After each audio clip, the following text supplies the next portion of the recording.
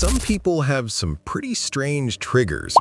Back when she still used Twitter, she'd often see people posting lists of things that supposedly triggered them. Stuff like Fall Guys, baked beans, happiness, or even Dream, the Minecraft YouTuber. At the time, she'd roll her eyes and think, come on, how do these people even function if they're getting triggered by tiny bean-shaped game characters? But that was before she developed severe PTSD from Elvis Presley. Yeah, the king himself. Now she laughs when she says it, mostly to hide the pain, but it's true. If she stares at Elvis Presley for too long, or worse, at someone dressed like him, she turns into a sobbing, shaking mess. It all started one Halloween. She'd been invited to a party with a costume gimmick. The theme was Elvis. Entry was $5, unless you showed up dressed as Elvis, in which case you got in for free. She didn't have an Elvis costume, so she just paid the $5 and walked in. About half of the guests skipped the whole Elvis thing too, but that still left 30 or 40 cheap, shiny Elvis impersonators scattered around the house, and none of them had left the building. The place was packed way beyond what anyone expected. The party was being held in someone's house, and whoever owned it clearly hadn't realized how big of a draw the Elvis gimmick would be. The result? A crowd of wannabe kings, guys with plastic guitars, fake sideburns, blue suede shoes, and glittery white jumpsuits. Some of them were dancing awkwardly, some were trying to be sexy Elvis, and a few, both men and women, really took that idea a little too far. At one point, I even noticed a girl using her Elvis mask to hide her face while flashing people in the crowd. That was her cue to be grateful she came in simple jeans and a strappy top. Sometimes being boring paid off. She'd caught a ride with a friend who didn't drink, so she figured she could have a beer or two without worrying. She grabbed a red plastic cup from the keg, hoping it would take the edge off the chaotic atmosphere. Oh, and of course, as part of the Elvis theme, guess who was blasting non-stop on the stereo? Elvis. Naturally. No breaks, no silence, just jailhouse rock and hound dog looping endlessly on Spotify. After one drink, she was already regretting coming. But her friend really loved Elvis, so she stayed. When she went to grab her second drink, a short, wobbly female Elvis stumbled up to her and handed her a cup. "Suspicious minds," the woman mumbled, then staggered off before she could respond. Normally, she would never accept a drink from a stranger, but through the cheap sunglasses and wig, she recognized the girl as another friend from college. What she didn't realize was that her friend wasn't referencing the Elvis song Suspicious Minds. She was trying to warn her. She had been trying to say the drink was suspicious. Later that night, after everything that happened, she asked that friend why she'd handled it that way. Apparently, she'd been drunk, scared, and convinced some creepy Elvis guy was stalking her. She thought her drink might have been spiked and panicked, just passing it off to someone else. But at the time, she didn't know any of that, and being slightly buzzed and overwhelmed by the noise, lights, and constant Elvis everywhere, she just downed the drink. It didn't taste off, and she didn't think it was roofied. Unfortunately, she knew what that felt like because it had happened to her before. But there was definitely something in that drink. Within minutes, she started sweating, her head pounding, her stomach twisting. The room began to tilt just a little too much. She started scanning the crowd for a friend, trying to tell her she wasn't feeling right. That's when she saw him, the most realistic-looking Elvis at the party. He didn't wear a mask. His hair was perfectly styled in a pompadour, his skin glistened under the lights, and his rhinestone suit looked expensive. He wore those signature gold sunglasses. And there was only one person she knew who could look that much like Elvis. Her ex-boyfriend, Rodney. Her blood went cold. It couldn't be. Rodney was the guy she'd had to get a restraining order against. The same guy she suspected had roofied her once before, though she could never prove it. After the breakup, he had become obsessed. Fixated, as the police called it. And now there he was, standing across the room, dressed as Elvis. She knew it was him. He had that same baby face, the same dark hair, the same build. And then he did it. the gesture she could never forget. He pointed 2 fingers at his own eyes, then at her, silently mouthing, "I'm watching you." Her heart dropped. She pushed through the crowd, shoving away random Elvises left and right, desperate to find her friend. People yelled at her to watch it, but she didn't care. She could feel his eyes following her. When she looked back, there he was, moving through the party, slowly, steadily, like Michael Myers in a white jumpsuit and a chilling grin. She ducked into another room. The house suddenly felt endless. Too many rooms, too many people dressed exactly the same. It was like a nightmare she couldn't wake up from. Was it real? Or was whatever had been in that drink twisting her perception? She couldn't tell. All she knew was that she needed to get out. But every time she tried to move toward the exit, she'd see him again, always just behind her, still following. It felt like she was running in circles, trapped in a loop of identical faces and flashing lights. Eventually, she stumbled through a hallway and out the front door, gasping for air. Music still blared from outside speakers, and even here, there were Elvises milling around the yard. Then she turned toward the house and froze. At the front door, under the yellow porch light, stood evil Elvis, Rodney. The smirk on his face was exactly the one she remembered, that smug, knowing grin that had haunted her since the night everything went wrong between them. And then, just like that, he moved. He jumped down the steps and charged straight at her. She screamed. Her legs gave out, collapsing beneath her as he tackled her to the grass. He grabbed her hair, clawed at her clothes. She didn't know what he planned to do, but she could feel his rage, his sick obsession pouring out of him. Rodney had always been a lunatic when he was high, and he was always high. Coke, pills, whatever he could find. But before things could get worse, someone else intervened. From the side, a massive Elvis, a huge guy in a padded white jumpsuit, came charging across the lawn. At first, she thought she was hallucinating because hamburger buns were literally sticking out of his pockets, but he was real. He slammed into evil Elvis with a thunderous tackle that sent both of them crashing to the ground. Later, she'd learned the guy was wearing a fat suit. His whole costume was late-stage Elvis. At that moment, though, she didn't care. She scrambled to her feet, shaking, nauseous, and immediately threw up on the grass. That, she would later realize, probably saved her life, purging whatever was in that drugged drink. Meanwhile, Fat Elvis was doing his best to stomp evil Elvis into the ground, but the bulky foam suit made it hard for him to move. Then, other Elvises started joining in. A chaotic, surreal brawl of white jumpsuits and fake sideburns exploded across the yard. Dozens of Elvis Presleys fighting under the porch light, a scene straight out of a fever dream. And then, evil Elvis managed to roll free. He reached into his jumpsuit, pulled out a gun. The crowd froze. He fired. The shot hit Fat Elvis square in the stomach. Fat Elvis stumbled back, fell hard onto the grass.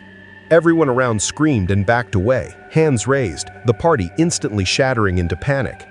Evil Elvis pointed the gun at the air, fired one more round, and vanished into the darkness beside the house. Someone yelled to chase him, but she screamed for them not to. "He's armed," she yelled, her voice cracking. She told them she knew who he was, that they should just call the cops.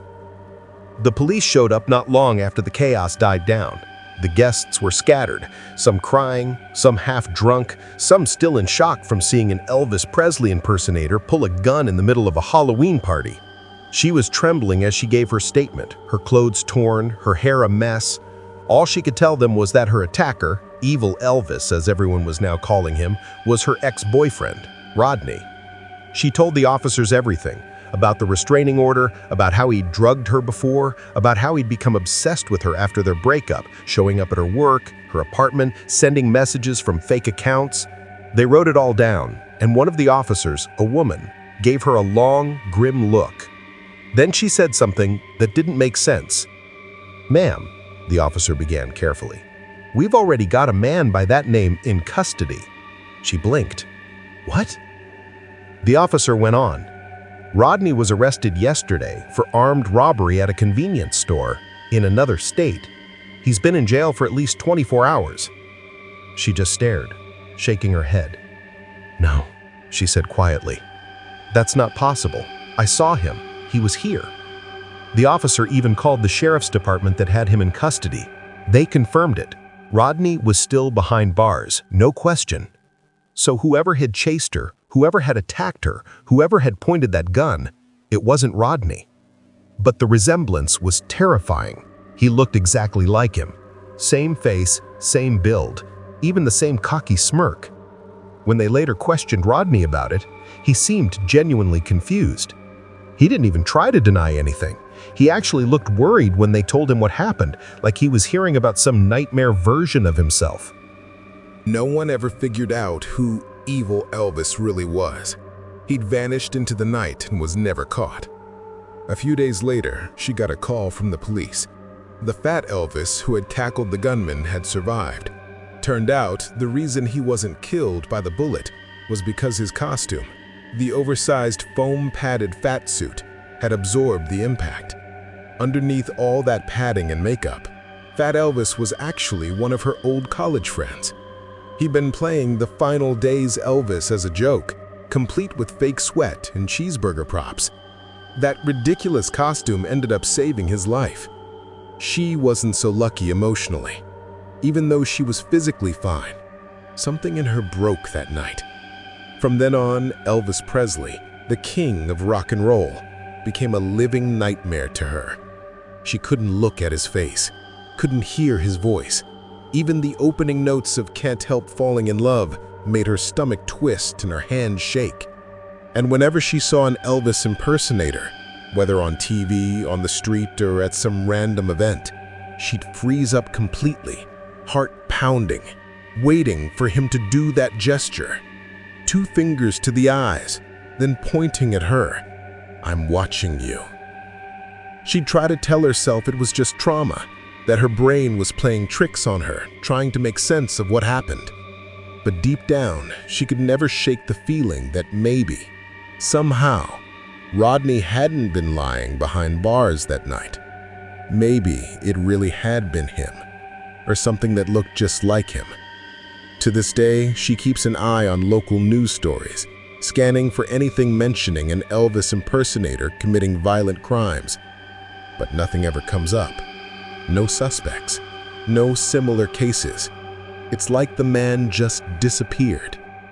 And so she tries to move on, but the memories never fade. That night replays in her mind every time she hears the king's voice, every time she catches a glimpse of that white rhinestone suit. She's haunted by the sound of 1,000 Elvis songs echoing through a crowded house, by the flashing lights, the smell of beer and sweat, and the weight of a man who shouldn't have been there, pressing her into the grass. She tells people she's fine now, that she just doesn't like Elvis, but deep down, she knows the truth, that somewhere out there, maybe still wearing that white jumpsuit and gold sunglasses, evil Elvis never really left the building. The werewolf on the couch.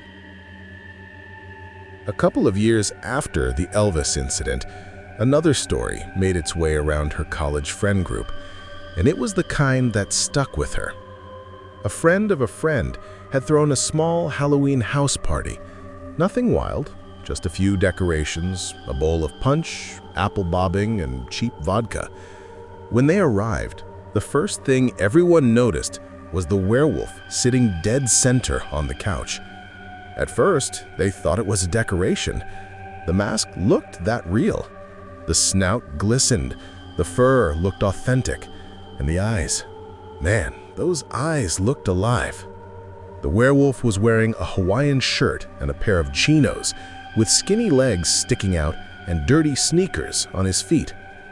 He even had tattoos on his arms that looked like prison ink, though most assumed they were drawn on for the costume. He didn't talk, didn't move much either. When people sat near him, he'd occasionally let out this low, wheezing growl, just enough to make them uncomfortable. Everyone figured it was just some guy staying in character, and after a while, they decided it had to be Josh, one of their friends known for pulling weird Halloween stunts. The year before, Josh had dressed as a mannequin and stood silently in the corner for an hour before suddenly moving and scaring everyone half to death. So they figured, okay, the werewolf must be him this time. They left him alone, waiting for his big reveal. Then, just before midnight, the front door burst open, and there was Josh, dressed as Leatherface, swinging a plastic chainsaw. He apologized for being late, said his car wouldn't start. Everyone froze. If Josh was there, then who the hell was sitting on the couch? They looked back at the werewolf. He hadn't moved.